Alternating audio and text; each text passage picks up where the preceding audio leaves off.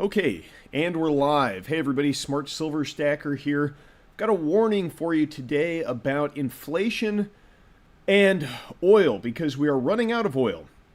We have only got about 20 days left, actually less than that. Now, I'm not talking about in the system as a whole. We're not running out of oil like that. There's going to be gas at the pump. You're going to be able to fill up your car, but that stuff is going to get a lot more expensive. Because where we are running out of oil is the Strategic Petroleum Reserve. Yes, this is a chart of the SPR, courtesy of the U.S. Energy Information Administration. And if we take a look at the numbers here, you can see that the SPR is now at the lowest levels in 40 years, down to 350 million barrels of oil in the SPR. And if we go back and find a time when it was similarly low, you got to go all the way back to 1983.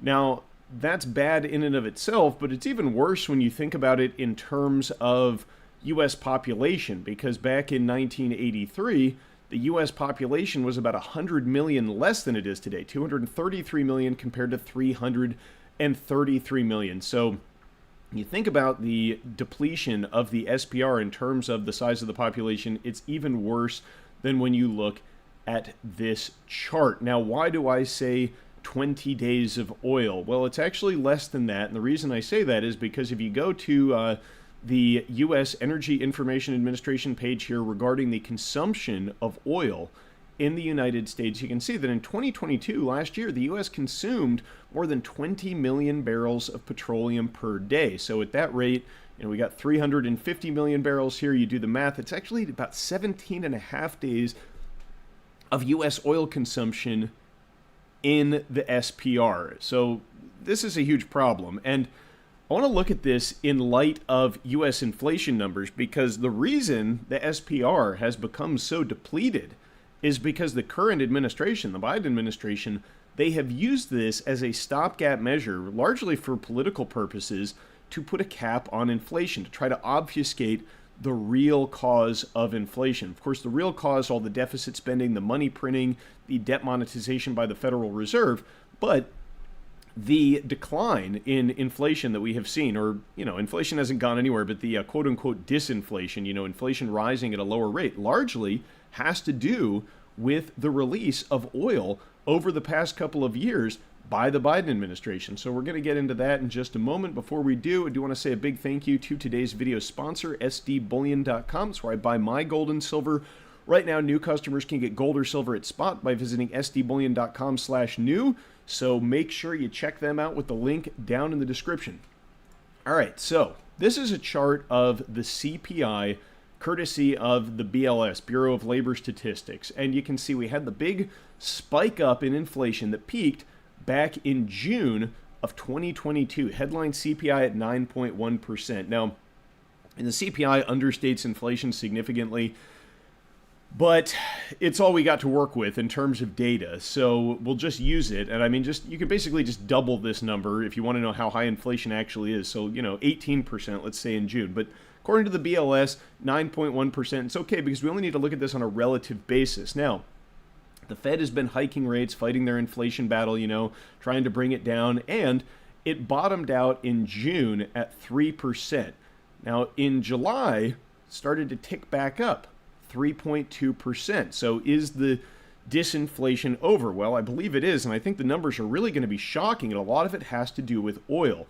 Now, the decline that we've had in the CPI, it has very little to do with the Fed's rate hikes. No, I mean, just look at the chart of crude oil prices, right? This is the West Texas Intermediate crude price, and you can see that back in June, it peaked at about $118, and it's been coming down ever since, although it started to move back up now. So that is going to be reflected in the inflation numbers very soon.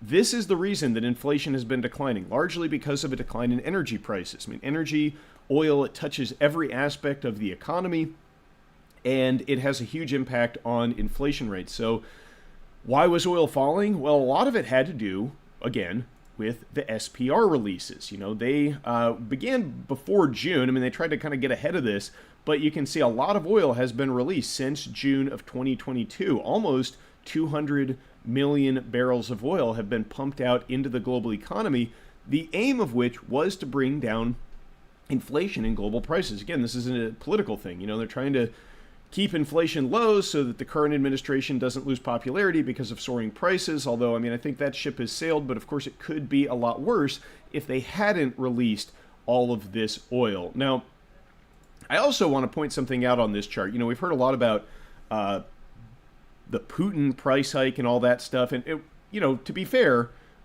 Saudi Arabia and Russia, they have a lot to do with the recent rise in the price of oil that we've seen.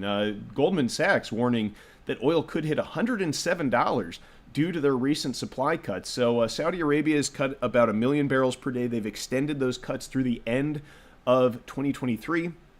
Russia had some additional cuts in September this month of 300,000 barrels per day. They have extended that through the end of 2023 as well. So that does have a lot to do with the current surge in the price of oil that we are seeing. But when we look at the price of crude oil, it bottomed back in 2020. The Fed, they created a ton of money. They monetized a bunch of debt, expanded the size of their balance sheet.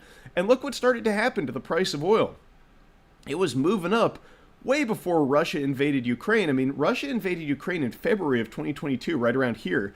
So look at how much it went up between the bottom here in in 2020 up until the Russian invasion. So all of that was the Biden and Jerome Powell price hike, okay? Not the Putin price hike. The price of oil was moving up regardless of what Russia did. Now, following their invasion, and Russia is one of the world's biggest producers of energy, the world's second largest exporter of crude oil, you did see a spike up in the price. Then Biden starts releasing oil, but now we're starting to see it go back up. And I would contend that the price of oil would have continued to move up even if Russia hadn't invaded Ukraine, simply because of all of the monetary inflation, the debt monetization by the Fed, and the expansion of the money supply.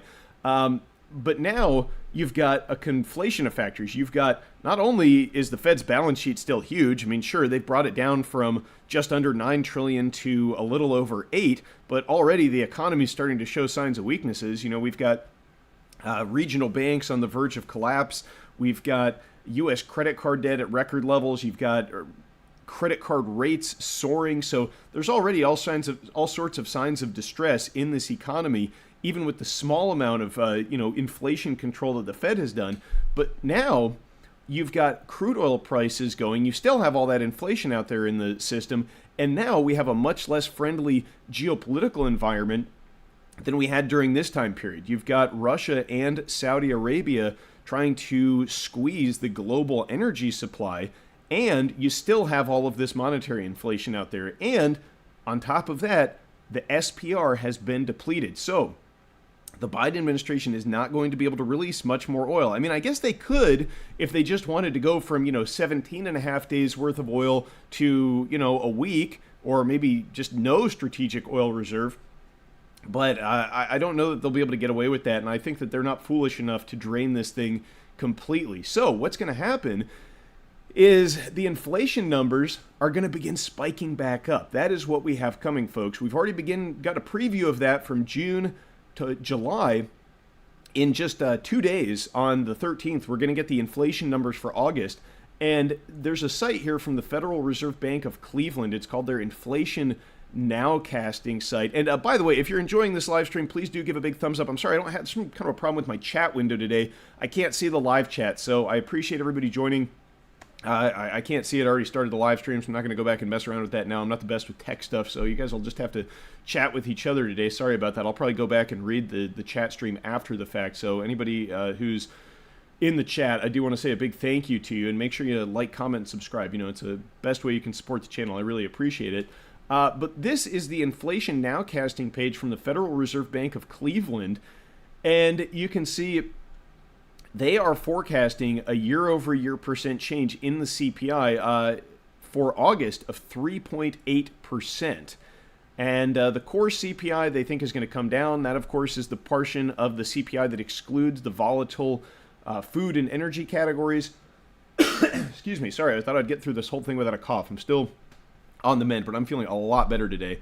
Um, and then for September, they're expecting another year-over-year change of 3.84%, so another tick up. Although core CPI is still, they forecast to come down. Now, I think it's a bit of a misnomer to believe that these rising energy prices won't ultimately affect core CPI as well, because even though the core CPI does exclude energy, energy affects everything. You know, if you have your doctor and he's got to drive to the hospital, you know, his fuel bill goes up, maybe his wages need to increase to compensate for that, or, you know, maybe that's not the best example, but if you're buying a house, the cost of building a home goes a lot higher when energy prices are higher. So, you know, oil indirectly affects everything eventually. So the core CPI is going to begin moving up. But I mean, it didn't take long at all for regular CPI to begin moving up. Again, they're forecasting a 3.82% increase. I wouldn't be surprised if it's higher than that. We will have to wait and see. But the point is,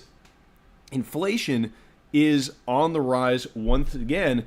And the Biden administration, one of the few effective things that they've been able to do to bring down these inflation numbers, they're running out of ammunition in the form of oil in the strategic petroleum reserve. So this means that this time around, inflation is going to be even worse than the first round. So get prepared for that, folks. You know, whatever you got to do, if you got to tighten your belts however you can. I mean, I'm tightening my belt as much as possible. I'm getting into hard assets, trying to build up a rainy day fund. And, you know, none of that is financial advice, but that is what I am doing.